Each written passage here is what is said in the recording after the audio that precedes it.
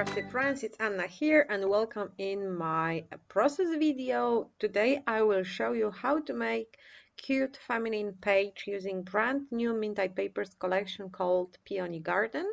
I will be scrapbooking the picture of my daughter and I will be using a lot of florals.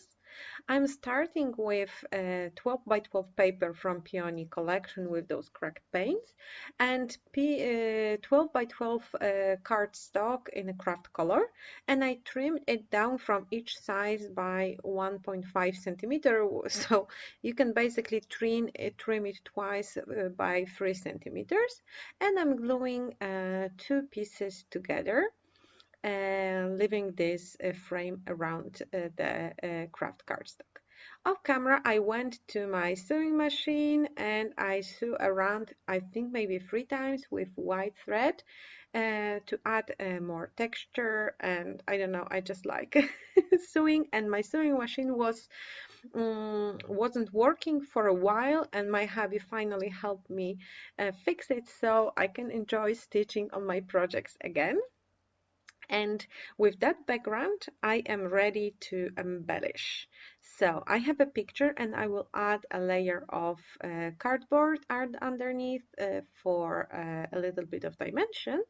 This time I will glue down the picture first and then add embellishments because well, you will see why, because I will incorporate them into the empty space. So I picked a lot of peony flowers from this die cut set, but I also will be fussy cutting some peonies from this paper from add-on book, and they are all gathered in this plastic plate. So this is not only die cuts from the die cut pack, those are also the ones I fussy cutted. I fussy cutted the whole page from this book. So as you can see, I have plenty, both flowers and bouquets, that I'm going to add to the page because my background um, will be flowers basically. So I'm starting with the biggest clusters because I will need the most space for them, and then I'm filling the blank areas with smaller and smaller flowers. So, but I'm also using some butterflies here and there. Of course, if you would like to save some flowers and do not use all of the flowers from the die cuts, you can fussy cut more flowers from the book. You can fussy cut flowers from the papers itself. There is a paper number 5 with all of the flowers on the background, and you can fussy cut them too. So you don't have to use up all flowers from the die cut pack. For me, it's not a problem because I have another one for some other projects, but also I can always fussy cut more from the papers. Even if it's a thin paper, I always kind of treat it like a blank canvas, so you can use it as it is, or you can use a piece of it. You can fussy cut elements of it if you don't want to use it as a whole 12 by 12 background. So it doesn't bother me for using so many flowers into one project and not having a lot left in the die cut for later. I know maybe for some of you it will be unthinkable, but for me it's okay. Plus, uh, I am not revisiting the collections so often, and I barely use any collection to the very last bit. I know I'm spoiled. Well, this is the big advantage of being in Mintay Papers team. So I have so many papers to play with, and I will never run out of them. Plus, new collections come every 3 months, so it's like 2 projects per collection and move on, 2 projects per collection and move on. So I'm just enjoying what I have. After I arranged everything in the background, I'm ready to glue everything down, but I'm not gluing my flowers flat. I'm using foam squares for this purpose. Of course, if you like keeping your pages flat for like storage purposes, you can do it. I cut it out this part because it was, you know, boring and simple. You don't have to watch me adding so many adhesive squares to the page. I also added this cute kitty. It doesn't relate to the page at all. It's just cute, and my daughter loves everything cute, so I thought it would be fun. And I also still had some like 8 empty space in between, so I thought I will cut out some circles out of it, out of the pattern papers from add-on book, and I'm gluing them down in between, so I have a green and I also have pink, and those are just pre-arranged. I was thinking if it's a good idea, and then I decided it's a good idea, so I also cut it out more pink. I was going to do it with a puncher because it's faster and easier than going with small die, but my small circle puncher is dead.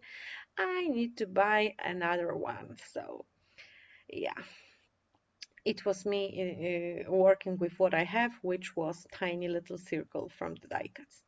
My page is almost done because all of the embellishing were the flowers in the background, but I wanted to add some words, something to uh, I don't know, add something extra. So I reached for Joy of Life stickers. New collections doesn't have stickers.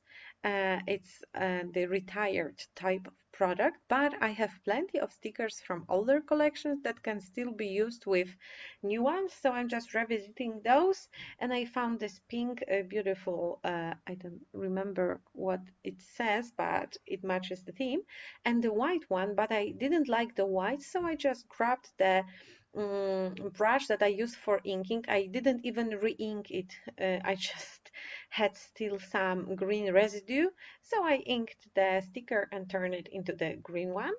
And the final step will be adding a title, and I'm using those pink foam stickers. I have it in my stash for a while. Uh, I honestly cannot recall what collections they were released for. They are just American craft stickers, and the title will be One in a Million, which is of course related to my daughter. And I'm just spelling the letters on the title, on the layout, and as you can see, this alphabet pops out quite well from the busy background, which is important if you have such a busy background to either place the title first and then add flowers around it, or have the stickers like me that will pop from the background. But I will see that I will have to move it a little bit because I ran out of space for the rest um, of the million word. And this is something I didn't know, but I usually does. I usually do. I start spelling from the last letter, so I will be sure that I have room for all the letters, but I didn't learn from myself here.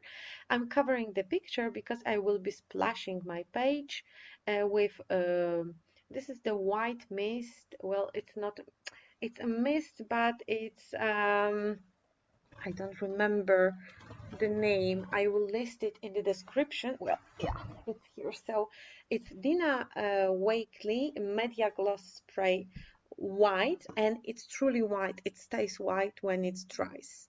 So I'm using it for splatters, and here it is, my finished page. You can watch a few close-ups to enjoy the details of my project even more. And thank you so much for staying with me. It was an easy tutorial, nothing fancy, nothing complicated, just labor of love.